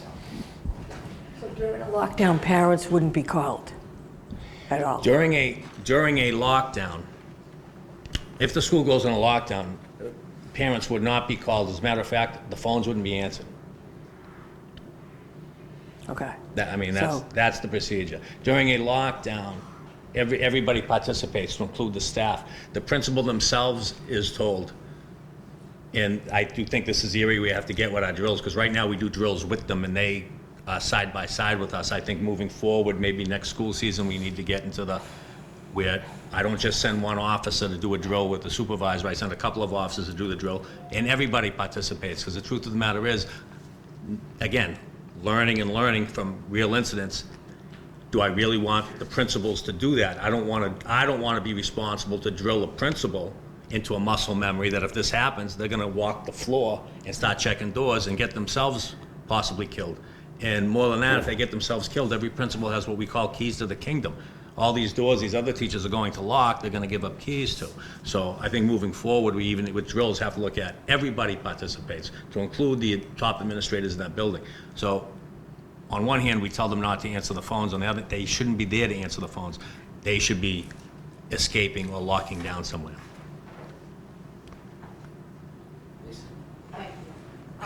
I had a board meeting last week, and of course, this was an issue that was being discussed. And I was lucky enough to be able to say that I worked at the high school while you did a training. So I did have some information on that. I was able to say how it isn't just a one-size-fits-all, that you do tell the teachers here that they need to make a good judgment call. And that's really what people wanted to hear. So I want to thank you for that, and I'm glad that I had an opportunity to see how you do these trainings. One concern is, do we do these lockdown drills regularly at all of the schools? Do we have a schedule that we follow? What we've been doing the past couple years is we've been asking the schools to do them at least twice a year. And I tell them, if you would like to have a police officer, I mean, I'm happy for them to do them more. I can tell you have a couple of schools that they do them, it seems like almost once a month. But if you want a police officer to be present, try to give me like 48 hours notice. And even when I say, yes, someone will be there, I always throw in the caveat, provided there's no other place they're vitally needed, or they're not tied up on something else pressing, we'll send them over there for that drill. And they do stay in place and they do lockdown. I've been pushing them to do more of a stay in place, and I have a reason for that rather than the lockdown.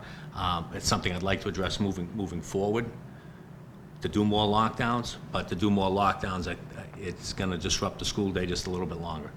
Okay. So you said that you recommend, usually they do about 2 a year. Say if, would you say that they should do a stay in place a certain amount of times a year, and that a lockdown would just twice a year would be sufficient?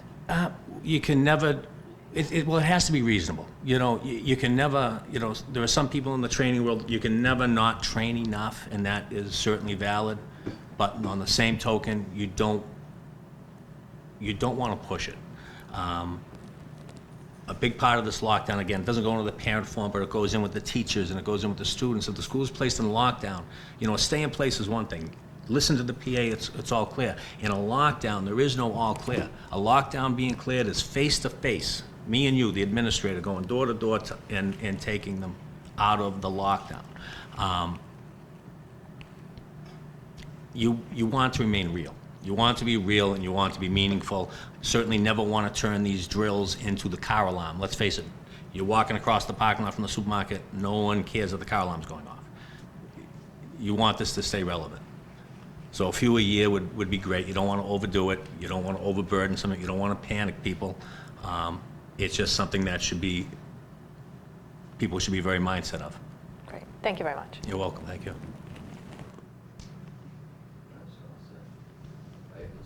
Very much. So just, the superintendent will be sending out an invitation. The superintendent, the mayor's office, the Brockton Police Department, and the fire department are sponsoring the community forum on school safety, which is on Tuesday, March 27th from 6 to 8 p.m. here at Brockton High School in the auditorium. Lieutenant Mills will be running the parent training for them. And the mayor will be there along with the police chief to also talk, and the fire chief to talk about public safety as well, and safety in the schools, and the city's commitment to, and the school committee's commitment to, everybody has the invitation, yep. Obviously to school safety, which is our top priority. So again, that is on Tuesday, March 27th from 6 to 8 p.m. here at the Brockton High School auditorium, and we invite all parents and community members to come. And they'll see Lieutenant Mills's presentation and also be able to ask questions about school safety and other things that we're going to do. We're also going to cover some social media pitfalls that parents can help us with and look out for with their students. So I think it's going to be a very informative session and forum, and we hope that as many people come as possible. I think it's going to be great. and obviously very important. And leading into that, I wanted to talk a little bit, and Shama spoke about this, about the March 14th, next Wednesday, is 1 month after the horrific shooting in Parkland, Florida. With the teachers, I know Superintendent Smith has met with Kim Gibson, president of the BEA, and between the teachers and the students, each school is planning their own way to honor the 17 victims of that shooting on March 14th, which is next Wednesday. I know up here at the high school, Dr. Murray talked about what they're going to do at 1 o'clock, but every school is planning their own way to honor the victims. And again, it's with cooperation with the students, with the BEA, with all the staff members. So each school will be doing something different, obviously, and something age appropriate for elementary, middle school, and high school. So again, that is next Wednesday, March 14th, in honor of the victims of the Parkland, Florida school shooting. So, and the superintendent will be sending you some examples of what's going on at some of the schools in Friday's packet. And then, I don't know if am I out of order here with the agenda?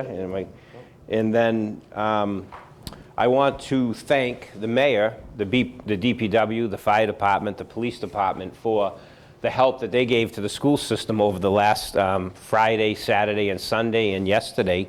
So basically over a 4-day stretch of that horrible event we had for weather and the nor'easter, historic nor'easter, where we obviously hit hurricane force winds. And we came out of it actually with our schools remarkably well. I know power was down for a while, but I spent a lot of time on the phone with the mayor, who was on the phone with probably 25 other people at the time. So I appreciate his time and his efforts to do whatever he could. And it was kind of a miracle that we were back in school today with the damage. But I know that the mayor has National Grid on speed dial, so the pressure that he puts on them is amazing, and how much work that he gets them to do in Brockton and how quickly he gets them here. So I also want to thank the Ken Thompson and the facilities department, the custodians, the craftsmen. Again, we have older buildings, and they came out. We had some water coming. We had it coming in through the brick. That's how heavy the rain and wind was. It was coming right through the walls. So again, this is something that comes not too often. So I just want to thank the mayor and his staff and the hard work that they did to ensure that we could get back to school today. Thank you. We appreciate it. We had a great team effort over the weekend. First responders, police, fire, EMS, DPW played a huge role, schools.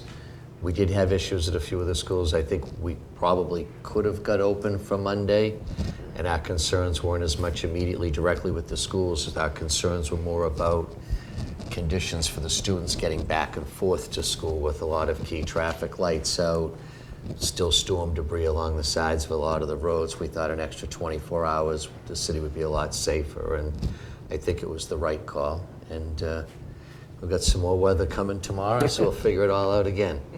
But we are at this point less than 100 customers in Brockton without power, down from 13,000 on Saturday. So it's taken a few days, but we got the amazing storm. And they did try to they covered all the bases. I mean, I was on the phone with Larry Rowley, and he was even up until yesterday clearing bus stops. As you know, we have over 370 bus stops across the city, and Larry goes through that list and makes sure that the bus stops were free of debris and branches, and so that's how hard they were working, which is amazing. I'll say Brockton Emergency Management Agency also was extremely involved. Yeah, we actually did. Yeah, had to get the school routes and had people out physically checking the school routes to make sure that there weren't obstacles, and wires down or trees down, things like that. Crazy storm. Yep. And that's it for me. That's Mayor. it for you? Yes. Sure that's it now, huh? It's only been an hour and a half. Yeah. Okay. Hour and 50 minutes. Okay, so we'll go back to the agenda. Under unfinished, oh, no, I'm sorry, items to refer to subcommittees. Do any members of the committee have an item that they would like the superintendent to refer to a subcommittee? No, seeing none, I think we have enough subcommittees meetings scheduled already. Unfinished business. We don't have any listed on the agenda. All right, so we'll go to new business. And for the members of the committee, I'll direct your attention to enclosure number 18 towards the back of the book. And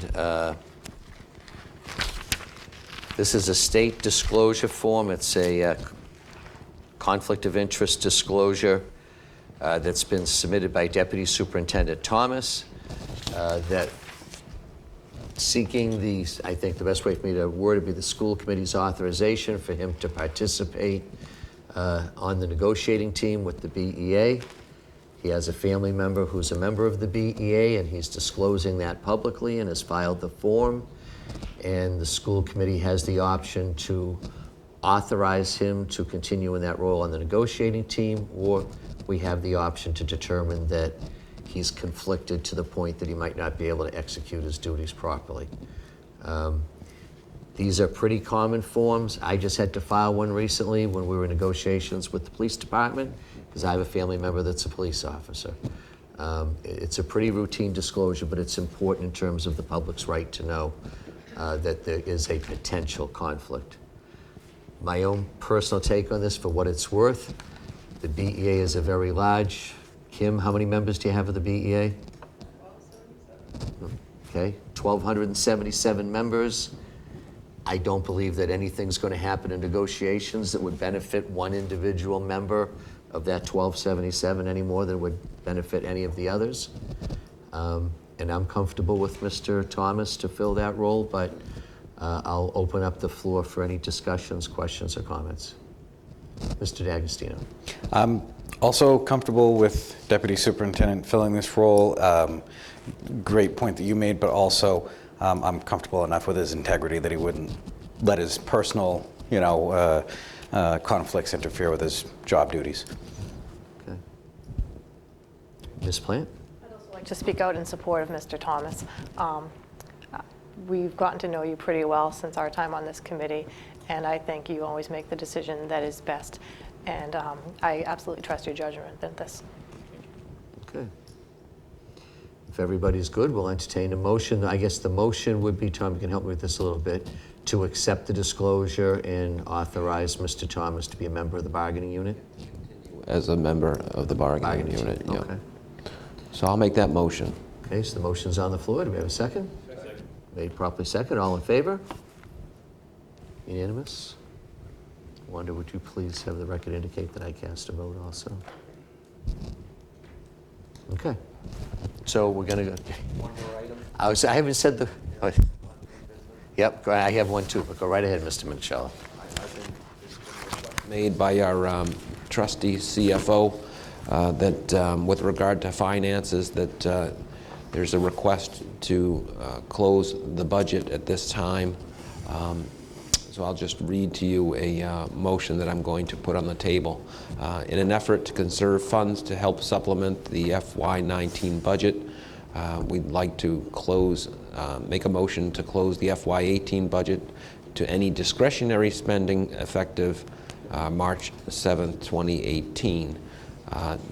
Not to say that principals or requested monies can't be made, but they would have to go through the CFO, the deputy superintendent, and the superintendent before they are approved. And that is something that is commonplace, and we pretty much do it at this time every year. There's approximately 4 months left to, between now and June. So I'll make that motion. Okay. Second. Motion's on the table. Is there a second? Second. Okay. Any discussion on the motion? Not. All in favor? Opposed? Passes unanimously. I'll just give this to Ms. Al so she has the language. So, anyone else for new business? Yep, go right ahead, Mr. Gormley. But in Ward 4, we're having a Ward 4 meeting March 14th at the Emmanuel House at 6:30. I'll be speaking, and Officer Mosley, who was in the building, will be speaking as well. So if you're a Ward 4 resident, we'd love to see you there at the Emmanuel House, and come and meet myself, Ms. Nicastro, and Officer Mosley, our own Officer Mosley. We'll be talking football, or what do we be Yeah, talking? Officer Mosley and I are going to go over the benefits of the 3-4 defense and cover 2.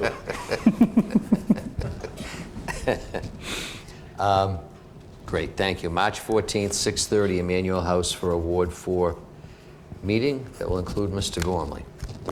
And I just want to mention that we're pleased to announce that we've got some green community grant money for the school department to put into some of the buildings. So over the last, it's probably started 2.5 years ago, Brockton was able to earn green community status with the state. Very lengthy process. The school department was a partner with us in that, along with a number of other city departments. It's opened the doors to some grant opportunities. The LED light program that's going on right now received a grant of over $500,000 that was only available to green communities. And so this grant is for a little over $500,000, and it's to do a variety of work and repairs on 10 different schools. So it's grant, there's no match, the work is already planned. The school department actually had to propose the work that would be done with the money to get the grant. It's part of a larger block of money that we're getting. But during these extremely tough fiscal times, it was a great opportunity for us to be able to put some money back into some of the facilities without having to use our local dollars. So we're very appreciative of getting that grant money from the state, and I want to thank also Ken Thompson, who was very instrumental in helping us get that grant. Anyone else? Joyce. I just wanted to thank the Brookfield School, Principal Masson, and the Barrett Russell, Principal Camillo, for inviting me to read Across America on Friday. A few of my colleagues, we were all over the schools reading. So I just want to say thank you. That's always a fun day, is celebrating with the students and being hands-on with the students in the classrooms, and just sitting there and getting to know them. That's one of my favorite days. And I know I met up with Ms. Plant and Mr. Sullivan as we were passing at schools. But no, thank you. It's a fun day, every year. What else? You want to tell us what school you're right in, Tom? Or? Okay, all right. I was wondering if we could invite Mr. Turner and the Empower Yourself group and recognize them for their accomplishment, the success they had at the Global Economic Summit over at UMass Boston 3 weeks ago? Approximately 3 weeks, three weeks ago. So we can talk to the superintendent about timing, but could you make a note of that? I think that would be a great idea. Yeah. They did very well over there. Anyone else? Looks like the boys are going to win the tournament game tonight, so that was a South semi. You've been checking scores during the meeting? That's what I've been doing. I've been getting about 4 different people texting me the scores. But it looks like they're going to move on. Talk about that electronic device policy again. Yeah. It's in public record, right? But the boys are going to move on. They'll play UMass awesome. Probably Saturday. Awesome. So that's always a great game. I know you've been there, so it's a great Saturday. It Do is. you want to mention your acknowledgement, the members of the track team that are going off to the next competition? That's it, actually. There's a few guys going to nationals. I'm not sure exactly who's going, so I didn't want to say it. I was actually going to go, but no, they're coming to see me in City Hall at the end of the week, but I can't rattle off the names. Yeah, I think we have 5 going off to the nationals. Yeah, I'm not sure off the top of my head who's going, because there were some changes during the all-state meet to relay teams and things like that. We'll report on that at the next meeting. Yeah, but Cole Wyman, 3-time all-state champion. Wrestling. We didn't mention that, actually. First one ever. Congratulations to him. First run in the history of the city. So hats off to him. Yep, City of Champions. That's right. Maybe you could speak to Mr. Cairo about inviting him here, because that is an incredible accomplishment. It is. We would like him and then the track members that go to New York for the track as well. Yeah, that'd be great. Then we can bring them both in for Yeah, the same. that would be great. Is our next meeting? 20? Yeah, 20th. Yeah, Great. good idea. We'll do that. Wasn't there another wrestler? Was it the last name Win? Or can you talk to Mr. Carroll? I think there's another wrestler that achieved a really high honor recently. Sammartino? Yeah, right. Sergeant Slaughter. Mr. Minicello's going to start giving us SmackDown results now. Yeah. When I was a kid, yeah. Chief J. Strongbow. Yeah. All right, I think it's getting a little silly here. Time to wrap it up. Anyone got anyone else for new business? All right, how about a motion to adjourn? I think we desperately need one. Motion to adjourn. Motion's made, second, all in favor? Meeting's adjourned. Thank you very much, everyone.